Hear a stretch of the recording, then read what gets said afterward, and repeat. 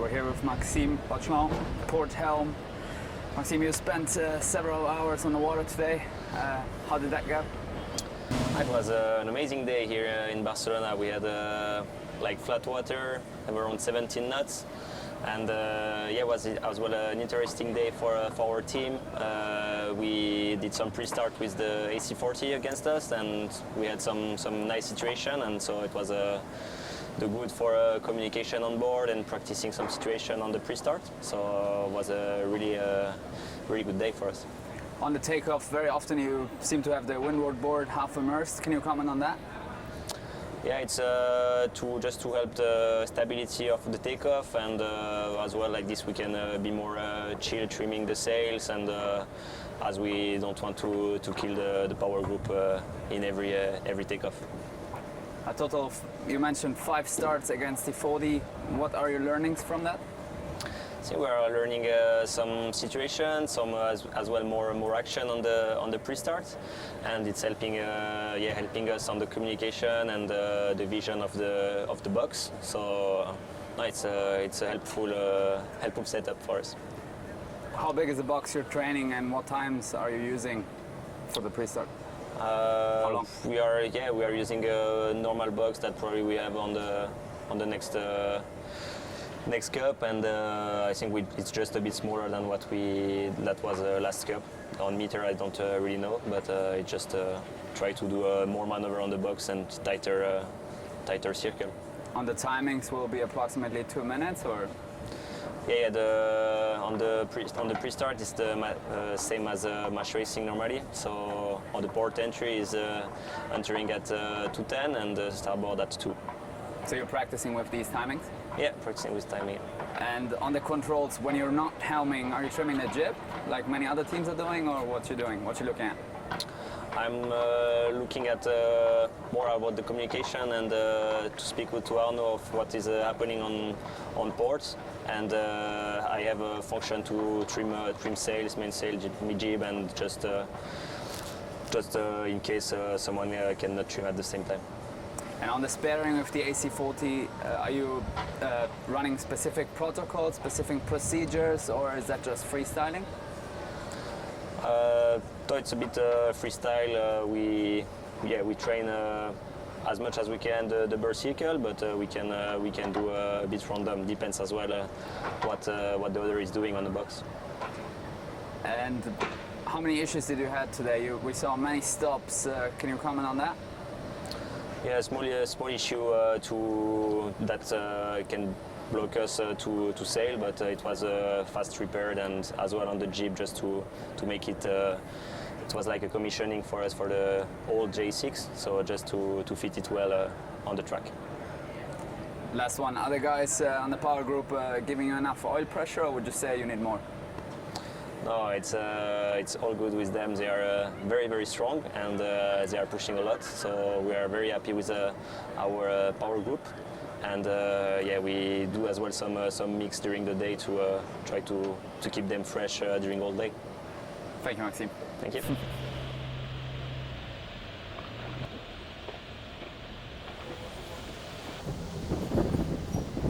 Terry Hutchinson, it was looking like another great day of training and practicing. I've got to go straight to the end of the day. Just as time was being called, the boat bore away and a big bow stuff. Yeah. Can you tell us what happened? I think you summed it up pretty well there. The boat bore away. They got a little high, and they haven't seen the video up close, but we were 6 or 7 lengths behind them. It looked like the elevator came out of the water and down she went. So, it's a great reminder. You got to stay tuned in the entire day. And but fortunately the boat's okay. We ripped the fairing off, and the more importantly, the sailors on board are all okay. Tommy would have taken a good prang to the melon with the fairing going through. So, but he's good. He's talking and smiling and making jokes. So that's a win. And yeah, we'll have to go and have a look at it. I mean, I think as you rightfully pointed out, it was a great day, a glamour day of sailing, and all the boxes got ticked. So, the other side of it is that it's a great reminder for all of us, for all the competitors. All the safety protocols that we had in place for the cyclers to get out of the cockpit, for everything that had to happen in that moment. It was great to see that it actually worked. So that's a big tick to the safety side of our team and to the preparation that they've been putting into the boat to eject out of the cockpits as quick as they did. So, That's a great answer, Terry. Thank you. Some serious damage to the headsail, obviously, and bow stuff. That's not uncommon. You have damage too. Yeah, absolutely. If you had a little deacceleration and some water thrown at you, Absolutely. you'd say, ouch, enough. There was a lot of water in the boat. Yeah. That's no more complicated than all of us have the covers and the fairings over top of it, and some of it underneath obviously isn't perfectly sealed yet. And so, again, out of abundance of caution, we've seen what happens when the batteries touch water, and we've seen what happens to some of our competitors when that isn't, through no fault of anybody, but when those things get exposed, you need to be bloody careful. And so, out of an abundance of caution, we got, one of the crash pumps inside the yacht and made sure we got the water out of there as quick as possible. Earlier in the day, there was another incident with a headsail. Looked like something, it could have been a sheet, could have been something on the sail. Yeah, one of the corner strops broken. With all this equipment, you're pushing the envelope of development, and we're consistently reminded that this is a light air venue, and yet we keep having these glamour 18-knot perfectly flat water days. So, I'm waiting for the. It's never like this here, but in all seriousness, I think the stuff like that, we're developing, trying to get a good understanding of the loading in the corners. So it wasn't the actual sail that failed; it was all the attachment that we're responsible for that failed. So. Final question, Terry. Impact on the next few days of training? Yeah, probably a bit early to say, but we got a glamour forecast tomorrow, so I think once we get the sign off from the Megatronics side of the team, the intention would be to get back out and have another crack at it. Fantastic. Thanks, Terry. Thank you.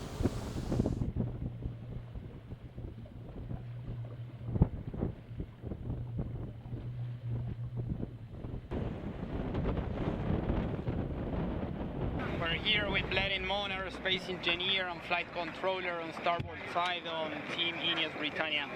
Bledin, did you manage to tick your boxes for the day? Yeah, it was a good day out there again for us today. Great conditions as it has been all week, to be honest. So we kind of saw 14 to 18 knots at times. Really productive day for us, and happy with how we went. Today back to the new rudder, how did it go? Yeah, so obviously we've been kind of alternating the rudder a little bit, so kind of constantly tweaking it, making changes. So yeah, happy again with how that rudder's going at the minute, we'll move on from here. At which degree is the rudder being a limiting factor on the continuous development and optimizing path? Obviously the rudder is an important kind of part of the package, and all the work we've done to designing this boat has been not with the legacy rudder obviously, but with the race rudder. So it's obviously something we're constantly working on, at the minute we're happy with where we're at, and we're kind of getting good learning out there on the water. Whenever you change rudders, how different are the numbers for the flight controller in terms of pitch angle, flat position, trimming sails in order to achieve the maximum BMG? Yeah, it's quite subtle when we change rudders in terms of what we're aiming for. You certainly notice it, it's all very subtle stuff, and between the flight controllers, we kind of dial that in kind of each day, and depending on which rudder we have on. Then today, one upwind, downwind, interacting with American Magic. How did it feel?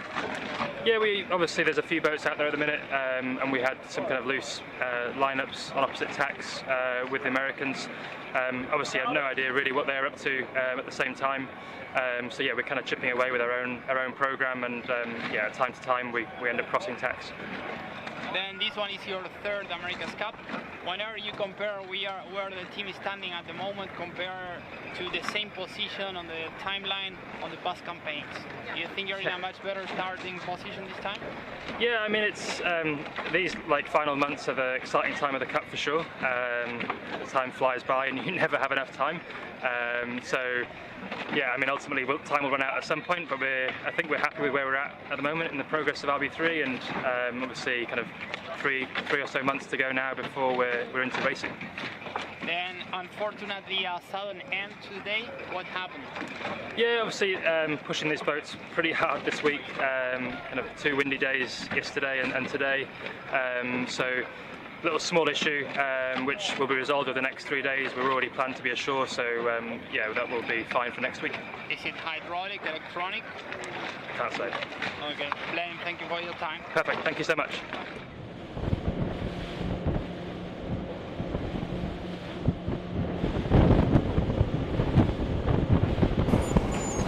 We're here with Andrea Tessè from Luna Rossa Prada Pirelli. You were trimming on starboard side today. An early start, some building breeze. How did it go? Yeah, it was an awesome day out there. Barcelona is treating us really well this last week. We've having this Garbi wind. We went out pretty early, trying to find some less breeze to start the day. There was some layover swell just under it. And the beginning of the day was around 9-10 knots. We did a bit of marginal sailing with this little swell coming under from a different direction from the breeze, which made things tough. And then the breeze started building and basically the sea flattened out and everything became more Lake Garda style. So we started pushing the boat at high numbers and testing different setups and a lot of maneuvers. And yeah, very happy about the day. So, as you said, there was a bit of groundswell in the morning, but otherwise it was pretty flat. You started with some tow testing with the new rudder back on. You had some troubles with this rudder recently. Was it good today? Yeah, it was really good. It's performing really well. We're pretty happy. Obviously, any little change on these boats does a massive difference on technique. So coming off from quite a few days on the old rudder, we need to adapt to our new setup and take some time and some learnings, failing some maneuvers and everything, but I think we progressed really well and everything's going on the right track. So what's the difference between those two rudders? How do you have to adjust your technique? Well, obviously can't tell too much, but you can obviously see the elevator is pretty different from the old version and everything is much slimmer and oriented to go faster on straight lines. So obviously, to get the speed, you need to learn how to control it, and the turns are a bit tougher. But So you did a few start line approaches, both on starboard side and on port. Do you think we can expect many approaches on port when we have the sea breeze like today? I don't know. I mean, depends a lot on the time of the day, probably, and the strength of the breeze. But yeah, we know with this breeze, getting close to shore pays off. We've seen it also the last year with the AC40s. So the start will be very important if we get these conditions for the Cup, for sure. And the wind picked up later on. You hoisted the J4 and lots of straight line testing. Can you tell us what the focus was? Yeah, it was just getting also a lot, we're training a lot of boat handling, testing the rudder and everything, and it's really important also to maximize speed in straight line. So just focusing on handling the boat and pushing performance as much as we can. E Andrea, puoi fare un riassunto della giornata per i tifosi? Sì, oggi è una giornata splendida qui a Barcellona. Abbiamo avuto una settimana di vento abbastanza forte da 2-10, questo Garbi locale. Nei prossimi giorni cambierà scenario, dovrebbe essere vento molto più leggero, un po' più scenario appunto molto diverso da questi giorni qui. Oggi era simile, diciamo, a riva del Garda come giornata, molto da lago. Vento tra i 15 e i 18 nodi, abbastanza stabile, acqua abbastanza piatta con un leggero chop. Grazie Andrea. A voi.